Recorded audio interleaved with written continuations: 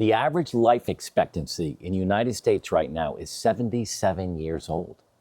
I'm 67. I know. Does that mean I only have a stiff neck? I can tell. That I know I do. Does that mean I only have 10 more years to go? No. So what are the things that we can do to make sure that we extend our life beyond the current life expectancy of 77? And I think the real question is, what can you do now? Like, Right. no matter where you are, what can you do now to make sure that you're doing everything you can to ensure a longer, healthier life? We're going to give you 6 things today that will absolutely make a difference and help you extend your life past the expectancy age of 77. And it's funny, we get a lot of pushback on this. People say, the horse is out of the barn, the train's left the station, whatever the metaphor is, that there's nothing I can do at this point to change my health, better my health, and all those things. And, I'll be the first to tell you, that can't be farther from the truth. Every decision that you make, everything you put in your mouth, every drink that you drink, the amount you hydrate, everything you do does make a difference. And I'll use a personal story, my brother, as the one that really drove that home for both of us. During COVID, he was maybe a little like overweight, maybe just moving too fast, working too hard, doing everything Chubby? Everybody was doing. He was definitely not chubby, ever. Thick? I was always the chubby one. But he took the time during those years of COVID, when he had a little bit more time, to really have a glow up.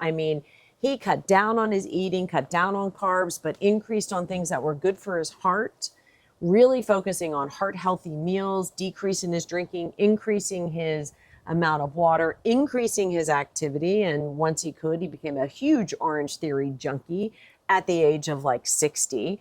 And he really, really changed his physique. He changed his mental attitude. He changed how long he's going to live. He did. I really do believe that. And it really influenced me personally to see this young man who's a little bit younger than me, 6 years younger than me, get some information from his doctor who said, you know what?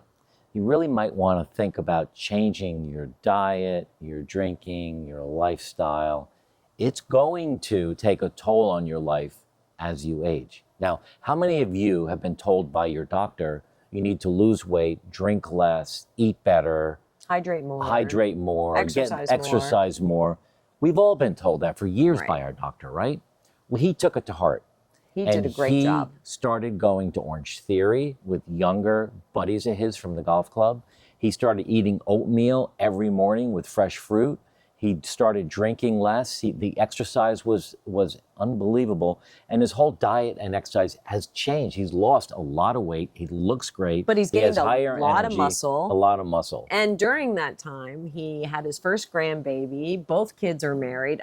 A lot of really good things were happening, and he felt good while they were happening. So he's a good story on someone who was not on a path of self-destruction, but he was living like how he always lived. Yeah. And now he's made a dramatic change. So it's really awesome. So I think that Michael's story is a good one that we go back to all the time. And he's not on social media, but if he was, you'd see him in Orange Theory, oatmeal, and everything else. So the first thing that you can do to make sure you live past 70, 80, is to stay physically active. Now, Michael's story talks a lot about that. We're doing the same thing. What are you doing? Are you getting up and exercising and walking? And gosh, we tell people all the time, so you haven't done anything. Okay, start somewhere. Get up in the morning. First thing you do, even before coffee or right after coffee, before you turn the TV on, walk from your front door for 10 minutes and walk back for 10 minutes. And do that every day until you're up to 15 and then perhaps 20. And if you want to put in ear pods and listen to news, that's great. But you've got to move your body every single day. Yeah, it's important at this stage of the game to incorporate aerobic, so that walking, a light jog, a run, stretching, which is super important. I'm a big fan of yoga for stretching, Pilates for stretching, and some core work. And then it's also important to add in that weight training. Now is the time that you really need to be wrapping those bones with muscle. Right. So actively aerobic, stretching to make sure that you have your balance and you're keeping your muscles limber. And then the last thing would be add in the weight training. Okay, second thing, maintain or start and maintain a healthy diet. Now, I was told that for years, but I had terrible eating habits when I was in my career. You know, I was on the road all the time, meeting with companies, selling insurance, and I'd find myself in the middle of Long Island at 12 o'clock noon, and I am starved. So KFC, McDonald's, wasn't Burger King, but any fast food, because I just needed Shake Shack. They didn't have it back then. But I had to fuel my body. Right. But I fueled it with all of the wrong things. Now we are so much more diligent and careful. And do I go off the rails once in a while? Absolutely. But not every day. Not like I used to. Now it's rare that I'll eat a chocolate chip cookie, or rare, is it rare?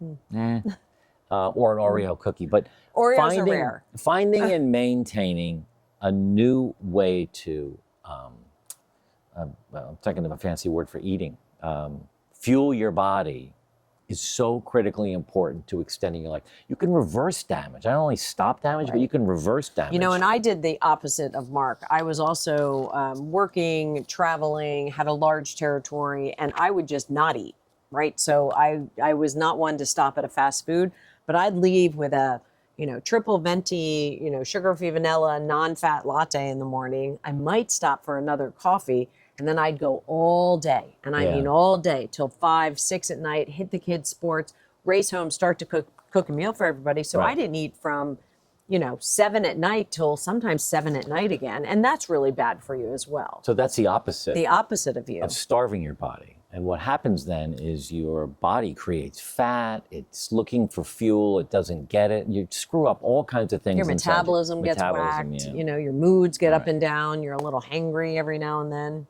Here's one of my favorites, and we're digging deeper and deeper into this every day, but cultivating social relationships. And I know you've heard this before. Maybe you're new here today, that's great.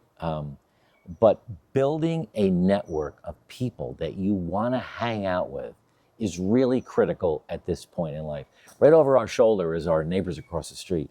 They've fast become some of our best friends in our circle. We hang out together, we play cards together, we laugh together, we share openly, we get very vulnerable with each other on things about our children, about our relationship. It's a very safe place. It's kind of our go-to couple when we find ourselves in a little bit of trouble. Is that a fair thing to say? I think it is fair. And I don't think we should make it sound super easy, right? So in your late 50s, 60s, late 60s, 70s, you know, going out, putting your hand out, putting yourself in situations where you have to meet new people is hard, but it's worth it. That's what I would say. I would say it's hard, but it's worth it. I know I've said to Mark, you know, I've jumped into a bunch of different ladies' golf leagues, a ladies' Bible study where I knew no one. And it's hard to be the person just walking in. I'm not a great golfer.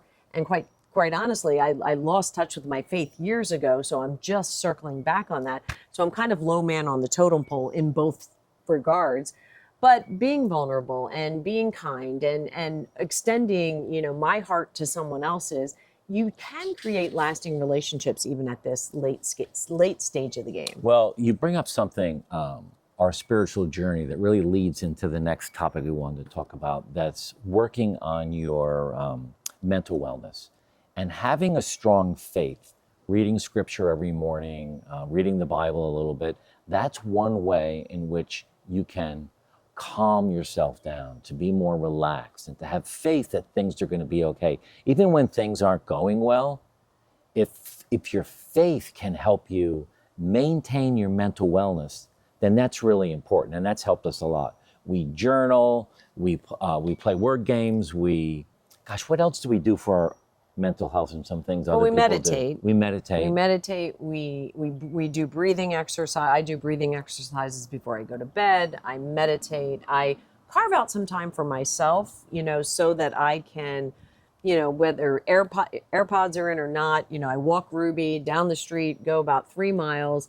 And it's just my time where I'm kind of, you know, bopping to a song, listening to a podcast, you know, one of those things that I can just release. I'm not worried about retirement transformed. I'm not worried about what we're having for dinner. I'm not worried about 16 kids showing up here for the holidays. But yeah, you are. I am kind of worried about that, not gonna lie.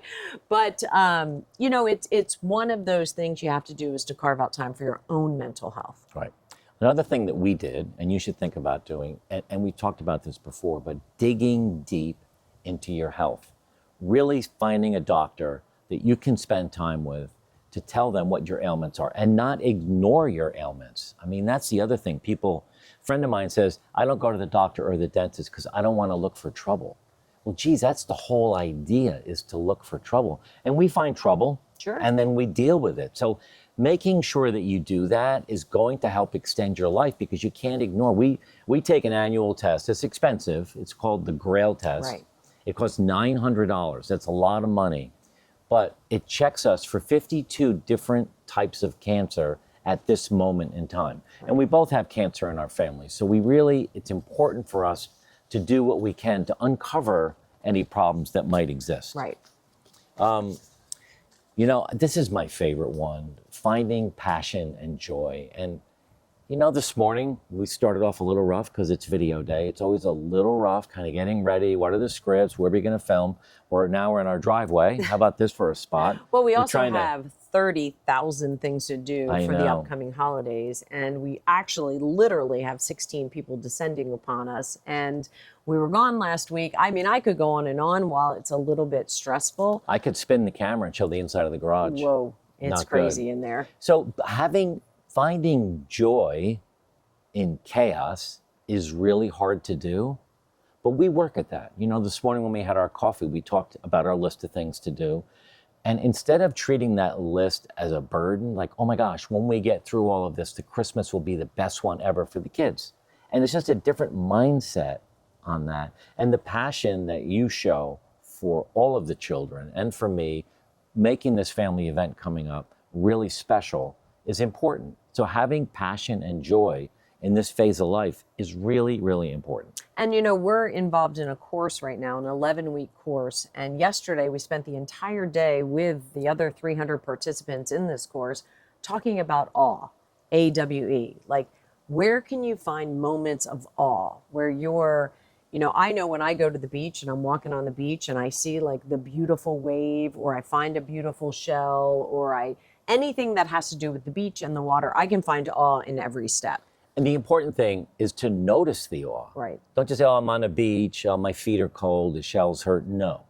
It's seeing the beauty in nature, in the sounds, and the birds, whatever it might be. So Absolutely. It really is important. This next video, 7 ways to master your retirement. Watch this one next. It's really a great one that couples well with this one.